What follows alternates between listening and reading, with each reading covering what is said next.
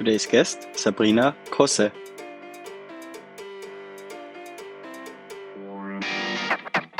I was reading a study, and in this study was really, really clear written.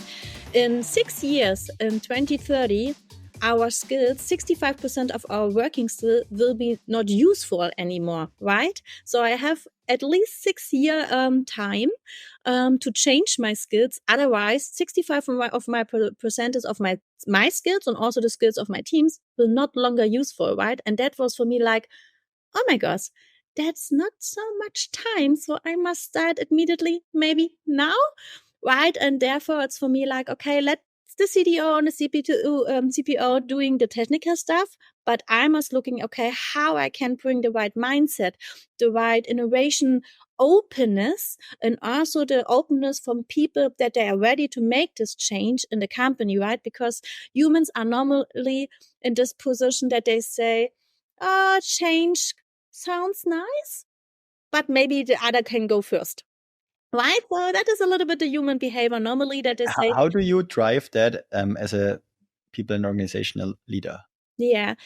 So I guess I have a little bit, 7 milestones that I every time follow, and that that is for me the first thing, that I make the concentration of the problem, because especially also when you're looking to the environment of Gen AI, there are so many things in the moment, right? And you as a company, and especially as a people and organization part, must be maybe a little bit despairing that it don't go in a completely chaos. And also with the CTO to say, okay, there are so many possibilities, but maybe let's go one step out of the other, because people can do everything on the same time, right? So you must have, and then you must make it touchable for the people. Okay, there's a real problem, and when we follow the path, we can use this, we can solve this problem, right?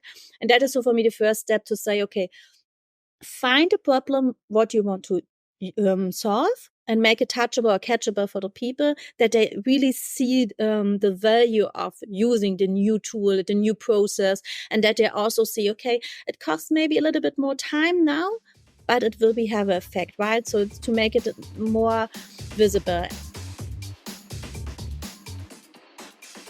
Sabrina and I talked about how to get a seat at the C-level with the people function, use cases for AI and in HR, and also how to drive the change management with executive teams. Then you can build trust, and then you can spend less time communicating and more time just getting shit done. Then I went home and thought about this sentence. We basically put it on the table. Hiring takes time. People are trained. How to objectively judge certain situations. It's very, very, very, very hard to change things. That was the learning. Entrepreneurs with empathy. To the people side. Hey Sabrina, nice to meet you again. I think we had a few conversations last year, and now we stayed in touch, and now we are here doing a podcast on generative AI and the people function overall. And I like your perspective, what we already discussed before. It's not just about the technology, it's more about the holistic view, and it's not about the tools and the colors and what you use. I'm looking forward to deep diving into that, but maybe we can start with a short introduction. Yeah, sure. Thanks, Thomas, for having me. And it's really great to be at least a part of this podcast, because I'm a huge fan since last couple of months. And therefore, I'm Sabrina. I'm working now since 16 years in the HR people function, however you want to call, because when I was started, my function was named as, in Germany, you would say Personal-Sachbearbeiter, so really a focus of administrative stuff from the HR side. And then I was a part of the evolution when it comes to the English fancy name, human research. And then in the next couple of years, we come to people and culture. And now I guess we are on the next step on the evolution to skip it in the people and organization part. And it makes a lot of fun. And it's also for me every time a pleasure to see how huge is now the impact from the people function. And when I was starting in my career, it was not, nobody was believing that a woman and a mother on the people on the culture function can be a C-level, right? And therefore, I'm so proud that I'm now here sitting as a mother, as a woman, as a C-level, for the second time from a company, and I make the proof point that I say, yes, it makes a value and it makes sense to have a C-level, because I make it every time also a little bit in this way, that I started as a VP or head of or something like this, and then say, it's fine for me because I'm not looking for names, but let me show you that you need a C-level on your table. And it works every time. So, and that makes me really, really happy, because I see. Great. What's the secret sauce? So maybe there's not the secret sauce, but what's the framework? Well, I'm not sure. I guess it's more like that I have every time maybe the huge luck that I have a fantastic team around me, right? So because it's not a single person as me that I can make the proof point. It's more like maybe I have the secret that I find the right people around me, and then we can make together the right improvement for this. So that's maybe the secret, to find the right people. And of course, I was really, I was, from the first point when I started my career, I was every time not only looking to culture topics, I was every time also very interested in analytics stuff. So therefore, I was every time a huge fan of numbers. And of course, then I have every time entered the heart of every CFO, because I was in my argumentation, not only I feel it or I have the feeling, it was more like, let's look in the number. And when you're looking at the numbers, that show you that, right? So, and therefore it was every time easy to come in a discussion with the C-levels and also with the CEO, because it's more familiar with them to talk about numbers and not about feelings. And maybe it's that a secret. And Sabrina, I think this is what I can highlight, and also can say that was a part of the launching episode back then with Stefan Ries, the CTO of SAP back then. And he talked about how you get a seat at the table. It's just by being so relevant with the topics you bring to the table that they just cannot ignore what you bring to the table. And maybe therefore you need also, as you said, the right team, the right setup to look at the right areas, and also then come up with relevant conclusions and proposals maybe. But also being very data-driven and analytical on how to showcase it, and speaking the language of somebody, as you said, sitting in the C-level or being a CEO. And I think that's a really important skill. What can be trained? Yeah, absolutely. And I guess the first maybe reflection, what you must do, don't be shy, right? Nobody will come to you and say, hey, maybe I can invite you to the table. It would be nice when you be there. No, be annoying. And when I have a topic what is important for me, I'm the annoying persons in the room. I can promise, right? Nice, yes. But that is the way how you can make a point, and how you bring the people that they can ignore you, right? To say, hey, I'm every time here. And of course you can don't answer me. And yeah, you can don't answer me 10 times, but on 11 times I'm also there, right? So, and I guess that is so the first thing to say. And that I see often by people teams or people manager, they're a little bit shy. They say, maybe I don't want to be so annoying. Maybe that make the wrong impression. No, I guess that is the wrong way, right? You have important topic. The importance is more important as always, as ever. And therefore do it, right? So, and I guess it's a little bit mix of be annoying and have the right numbers, on the right timing. Definitely. And now I think the discussion of AI is all over the place. And Absolutely. You already mentioned before that maybe a CTO would take the perspective on what's the right tool, and also how to implement it maybe, and what to use. Yeah. But how to use it and what to do with it is a different topic. What's your perspective on that? Yeah, you're absolutely right. My feed is full of it with AI and all the tools that I can use and so on. And to be honest, I'm really sure I'm not the smartest person in the room when it comes to what is the right AI tool for me or for us, right? Then I trust my CTO or my CPO and will follow them. But when I'm looking to the whole perspective, and a little bit also from my people perspective, it's more like, okay, when we want to go this new way, and it's a little bit like when the internet was coming in the 19th, you have a huge change and transformation process before you, right? And therefore, the people teams must also here setting the framework that people and teams can make this possible. And I was a little bit mentioned this before when we talk. I was reading a study, and in this study was really, really clear written. In 6 years, in 2030, our skills, 65% of our working skill will be not useful anymore, right? So I have at least 6 year time to change my skills. Otherwise, 65 of my percentage of my skills and also the skills of my teams will not longer useful, right? And that was for me like, oh my gosh, that's not so much time. So I must start immediately, maybe now, right? And therefore it's for me like, okay, let the CDO and the CPO doing the technical stuff, but I must looking, okay, how I can bring the right mindset, the right innovation openness, and also the openness from people that they are ready to make this change in the company, right? Because humans are normally in this position that they say, change sounds nice, but maybe the other can go first. Right? So that is a little bit the human behavior normally that they say. How do you drive that as a people and organizational leader? Yeah. So I guess I have a little bit, 7 milestones that I every time follow, and that that is for me the first thing that I make the concentration of the problem, because especially also when you're looking to the environment of Gen AI, there are so many things in the moment, right? And you as a company, and especially as a people and organization part, must be maybe a little bit despairing that it don't go in a completely chaos. That also with the CTO to say, okay, there are so many possibilities, but maybe let's go one step out of the other, because people can do everything on the same time, right? So you must have, and then you must make it touchable for the people. Okay, there's a real problem, and when we follow the path, we can use this, we can solve this problem, right?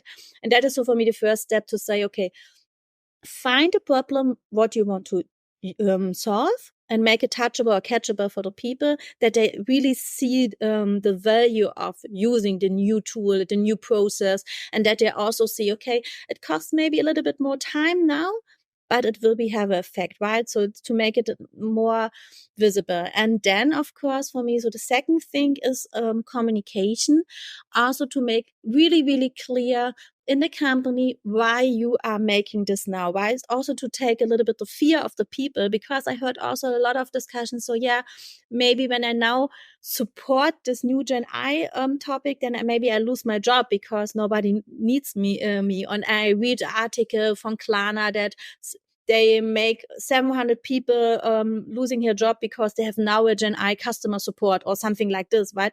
So there's a lot of feelings in the people. And I guess so in the second time, you must make a clear communication to say, okay, what is the goal? And no, it's not the task to, make a rescheduling from your position. It's more like, okay, we make your life easier with this, and you can more efficient, and we can make a better work-life choice, or whatever you want to say, right?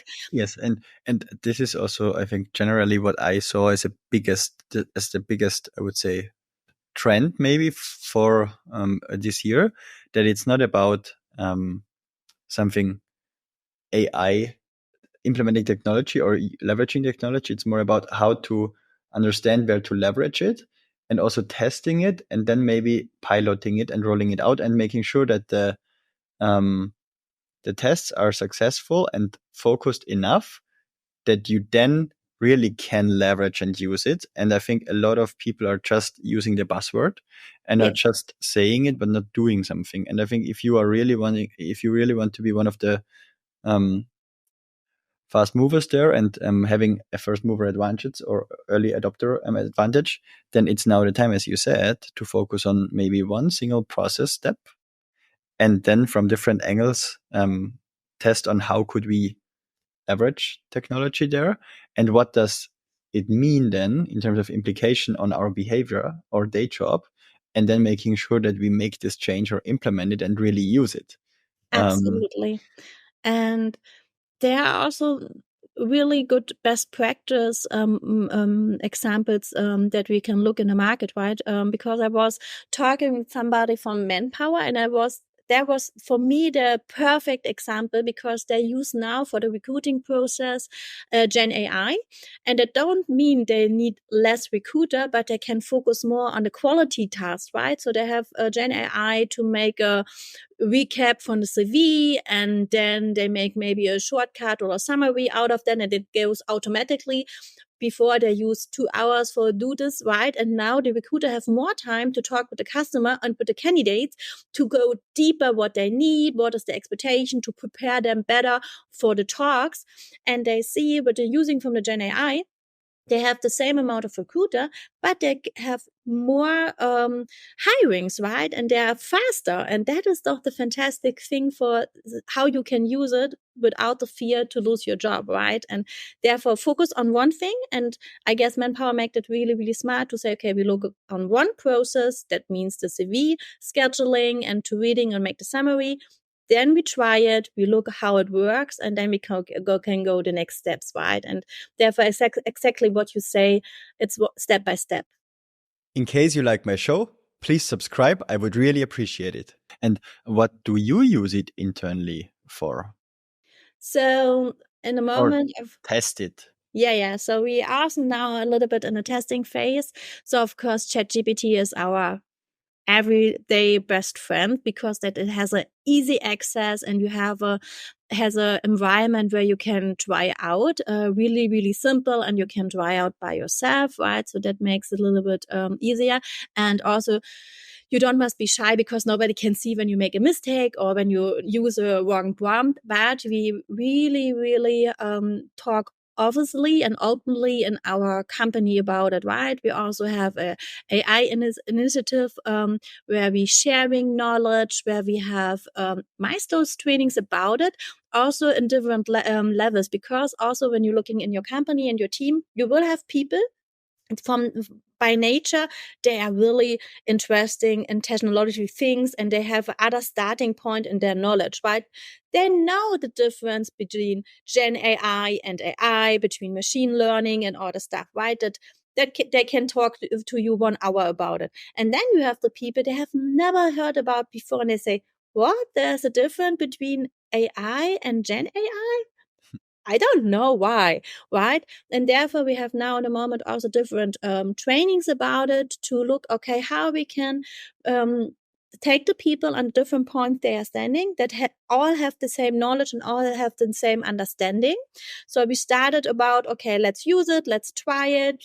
We make some nice workshop also, maybe create some nice picture in Midjourney or in DALL-E or however you want to use it. We make small challenges to say, okay, who can create the funniest picture? So also to bring it a little bit maybe in a nice and easy way in the ways of working of our teams, but don't start with a huge perspective of a goal that you say, okay, for the customer, you must deliver this, this, and this. It's more like, okay, make a little bit more gamification and say, okay, we make it internally, we make a small game around it. And when we are now a little bit more familiar with this, then let's start, okay, how you use it really in your daily work, right? So that means, okay, we shared some best practice examples. Here, maybe some prompts that you can use to be faster in your work and make your life easier. And then we make some, of course, challenges about it. And then now we go in the next steps and to say, okay, beautiful AI, how we can make maybe the smartest and funniest or easiest slides or something like this, right? It's more like step by step. And by us, both in the first step, as I see, we was looking at a problem. The problem was we have different knowledge languages or knowledge status about the whole topic Gen AI. So then we focus on, okay, how we can bring the knowledge together on one level, how we can bring it normally or easily in the ways of working from the daily life, right? And ChatGPT was the perfect entry point for this. And then now we are looking how we can transform it really in our business needs. So that is a little bit the way how we do it. And the third step, when we're talking a little bit about 7 milestones, is for me to also invest education time in your leader, because leadership is normally very good on professional tasks, and they're really good in his topics like products, marketing, or whatever. But they maybe have never a training how they manage change in the right way, how they manage transformation in the right way. So also you must invest time in your leadership and give them a little bit more skills or instruments, how they can make it in the right way, how they can interact with the teams, with the feelings, maybe with the fear, and that they also steer and manage them in the team in the right way. So that is for me also really, really important. What would be for you the most problems you see in executives when they not get change management right overall, and what could they do about it? So I guess the huge problems is that they don't setting the right motivation for the team, that maybe they steer off old target setting and they don't make any motivation or goal setting for innovation, right? They're more too focused on the daily business and they don't looking forward. One, communication, because maybe they are also not 100% sure what will be happen, and therefore maybe they make wrong or too less communication to the team.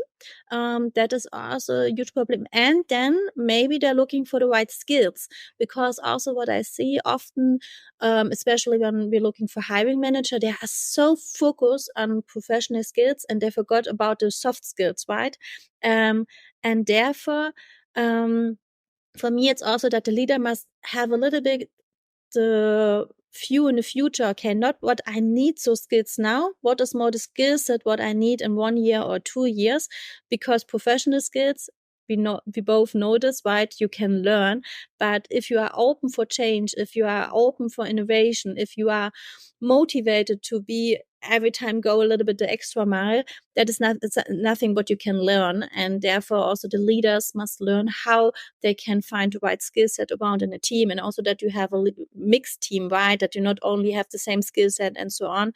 And that, I guess, will be more important coming in the next years. And therefore you must also make the sensibilization with your team leads. And also a little bit the whole legal stuff, right? Because the whole Gen AI topic is a huge topic about ethic, it's data security, and they also must make a little bit education for your leadership, how they can use it in the right way and what means this in the legal side, right? So it's more like one is the softer side and one is real the legal side, and you must give them the right basic that they also can act in this framework. Yeah, and I think also from legal perspective and also from a storyline perspective on how you, I would say, market do the marketing around the topic and the motivations behind using it, right? It's I think when you just look at self-driving cars, and I think it was really hyped. It was futuristic, but also people had fear. And then I think in San Francisco there was an incident where a self-driving car killed a person. Yeah. And then everybody just stopped and said, now self-driving cars will not be good because they kill people. But how many people die in car accidents, right? And how many accidents could maybe be prevented if there would not be a human driving? I would not say that it's good that somebody is dying for a car accident. Not at all, of course, right? But I think the perspective is also important, right? Absolutely. And not just the perspective or the poor number, but also how to emotionalize it and how to trigger certain behavior in certain groups of people. Absolutely. And I guess you make a really, really important point. To create a culture where it's okay also to make a mistake. Because in a change and transformation process, it will become that you don't make from the first moment everything right. And you will make tryouts. You will, especially when you're using new tools, nothing is working from the first moment in the right way. And your example, right, it shows also, there's one accident. Of course, it's PR disaster, but it must be also okay, not maybe with the death, but most of the time when we are working, nobody is dying. So it's more like, okay, it's totally fine to make a mistake when you try out new things, right? And that you must create a space as a lead where people also feel safe enough to do this, right? And to also make a risk and to say, okay, now maybe I try it out and maybe it's a little bit risky, but it's okay because I have the safety. My lead is behind me, and this trust or to learn this as a lead is maybe also something what needs a little bit time, right? And I guess this culture is really, really important to also to steer from the people and organization team, that people have this feeling. Mm-hmm. In case you have any feedback or anything you want to share with me, please send me an email on thomas@peoplewise.com or hit me up on LinkedIn. And in case you really enjoy the show, please subscribe. I would really appreciate it. How do you see the whole AI topic being, let's say, fully integrated in organizations from your viewpoint? How do you see we will work in maybe 10 years from now, when you really think big and futuristic? I guess it will be a completely other way of work. And maybe we come then easily to our 4 days week, because we are more efficient as before. And when you're looking a little bit in the history, right? So you saw every time this the steps, right? Industrialization when it comes to cars and all the stuff, then it changed completely. When the internet starts in the 90s, it starts completely. And I'm thinking also there will become new positions, because I'm really, really sure to, for example, back-end and front-end engineers. We don't need them in this amount of people where we have it in the last years, right? So maybe that will decrease, but there will come new positions that we need, right? So I guess it will creating new positions, and it's more like, I guess, that we need the same human power, but in another way. And I guess that is the point what I make. So we must now learn how we can find our place and what is the right position that we need to steer this Gen AI topic or the tools in the right way, because that is not what are working without us. It's more like that we use it together. And when I'm thinking about in 10 years, I'm really sure I will also work in the people and organization department. Let's look how the name then is. But I'm really, really sure that I will use my time in another way.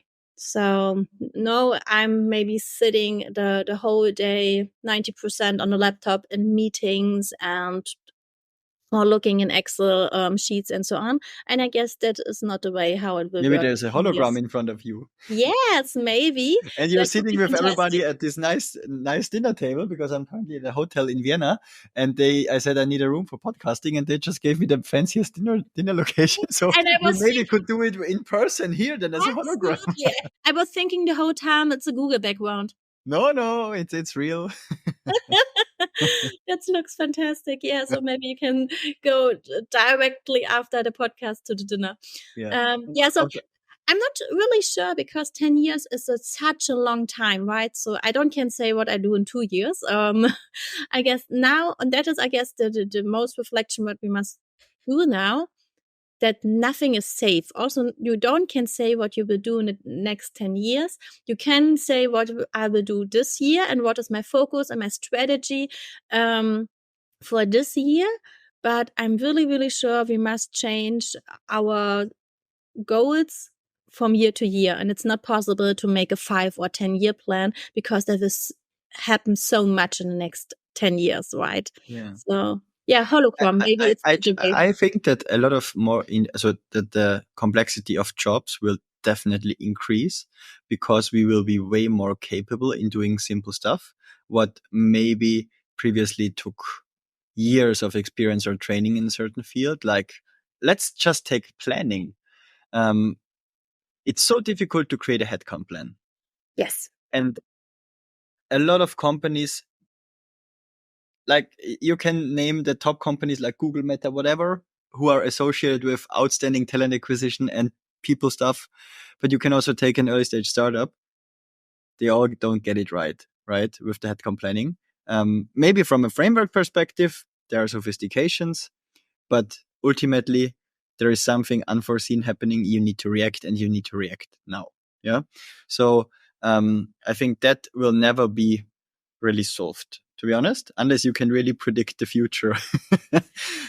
Absolutely. Maybe there's But I think that, that No. a lot of organizations will be way more capable in just knowing how to plan or using certain planning frameworks by just maybe prompting. I do it for my company as well in terms of financial planning. Back then I needed to do spreadsheets and used a number, and I say, okay, that's the growth I want to achieve. What would this mean in terms of, for me, in terms of milestones, accomplishments? Is it realistic or not? Is it a good case, a bad case? Give me several scenarios. I just use ChatGPT for this at the moment. Also for another company where we look into financial planning and setting sales targets and activity targets. We just do a lot of prompting instead of using a spreadsheet, right? And then, of course, you can more customize, but that's so cool. And then you just get a timeline and a forecast, and then we just say, okay, now make it 3% more efficient in terms of growth, plus add 24 months to it, right? So and then it's like, okay, waiting, and like, oh wow, cool. Absolutely. I do it a little bit in the same way, that because for me it has the beauty that ChatGPT is not emotional, because when it comes to planning, you as a lead, you have also every time emotional things, and you are not objective, right? You are really into the company, into the people. Maybe you have also the wish that the growth will coming and so on, right? And ChatGPT is more realistic and say, yeah, it's nice what you are thinking, but I don't fucking care, because that are the numbers, and please focus on this, right? And I guess that is a really cool thing, because the most of the plannings, as you say, also in huge company, doesn't work because of emotion or politics. It's not that nobody knows how they feel in the right way. Excel sheet is more like the environment around, right?